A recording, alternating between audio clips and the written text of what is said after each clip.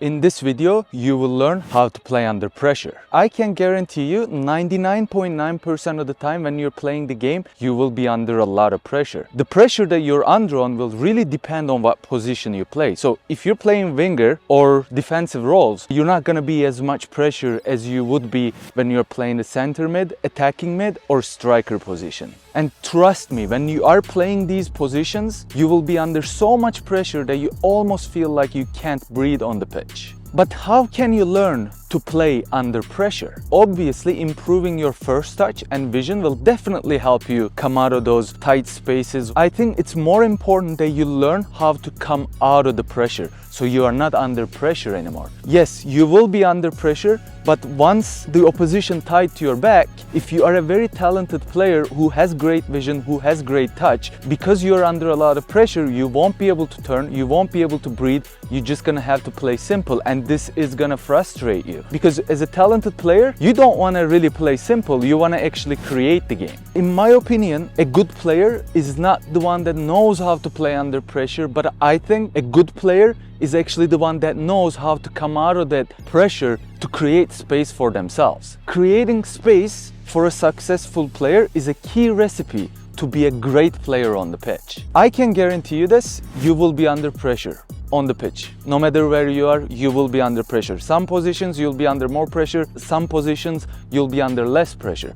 But you will be under some sort of a pressure almost the entire game. But how can we come out of those areas where you have lots of pressure? First of all, you need to know where on the pitch there is a lot of pressure. So if you're a striker, you will be under pressure because there will be two center backs breathing behind your back. And if you're a center mid, there will be the opposition center mids as well as their defensive mids. Their job is not to let you turn, not to let you breathe. So this is very important to realize where on the pitch you're gonna have a lot of pressure. Technically speaking, the teams likes to close the central areas where they put a lot of pressure in the central areas and give the space on the out wide. And this is what's important to realize, because as a center mid, attacking mid, you're gonna have to drop deep sometimes to create yourself that space, or open up wide a little bit, almost where your winger is, but not quite, because you also wanna give a space for your wingers to receive the ball. Ideally, you would drop deep, create that space, and this is the great part about this. When you drop deep to receive the ball, creating a space for yourself, if the opposition is still following you and still not letting you breathe, this is a good thing, because now you created a space for your teammates to actually receive the ball. And that's the key to a successful player, because you're not only thinking for yourself but for your team.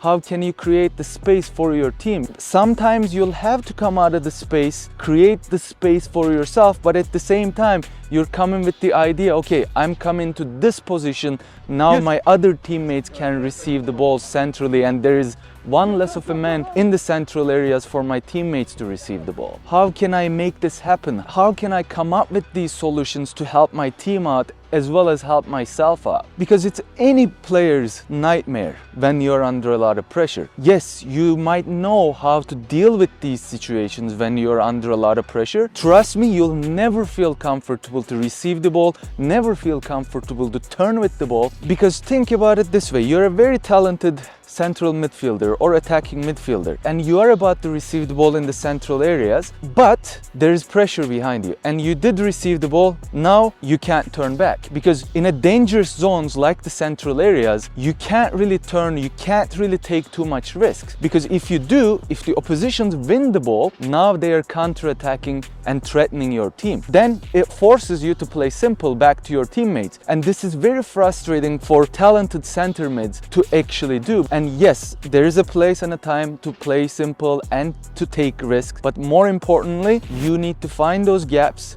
where you are comfortably receiving the ball and turning with the ball, lifting your head up and finding your teammates. As a striker and attacker, most likely you'll be under pressure the whole time, and there is not really much room, much space for you to actually come out of those spaces where there is lots of pressure. So your basic job is already to have the opposition in your back tight to you, touch the ball, calm the ball down and play it back to your teammates. And that's your job generally as an attacker anyways.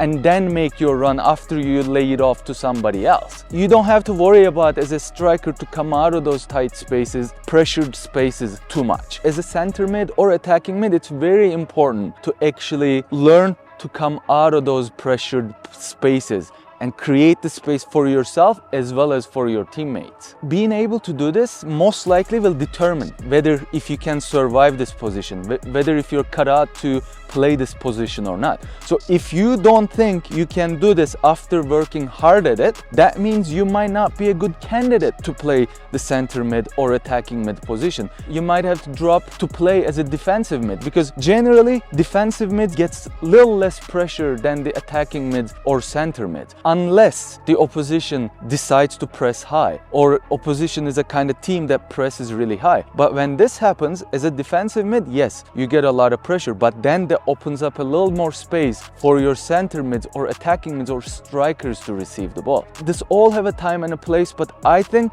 if you don't think you're cut out to play as a center mid or attacking mid, or if you're not good under pressure, if you can't come out of those places to create the space for yourself, it's better to play as a defensive mid for you, because it's more comfortable and generally a calmer position to play compared to the attacking mid or a center mid.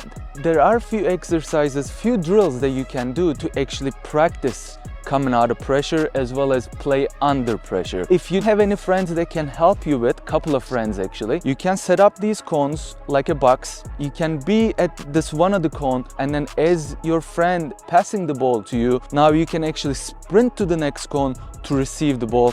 Don't be stationary when you're receiving the ball at all. This doesn't mean you're under pressure or not. You should always move towards the ball to receive the ball. This will help you a lot when you're playing the game, especially if you want to move to the next level.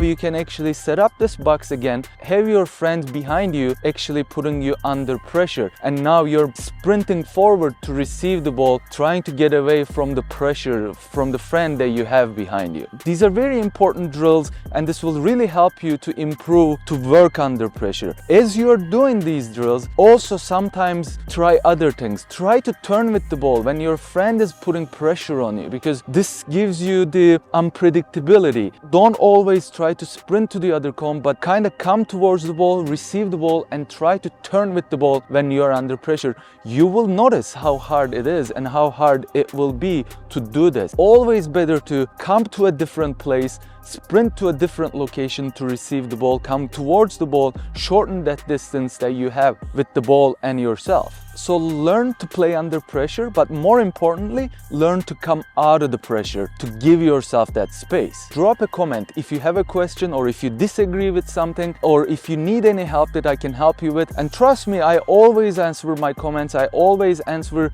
your questions. If you enjoyed this video, please drop a like, subscribe to my channel with the notifications on. You can also find my playlist right over here. Thanks for tuning in. I will see you next time.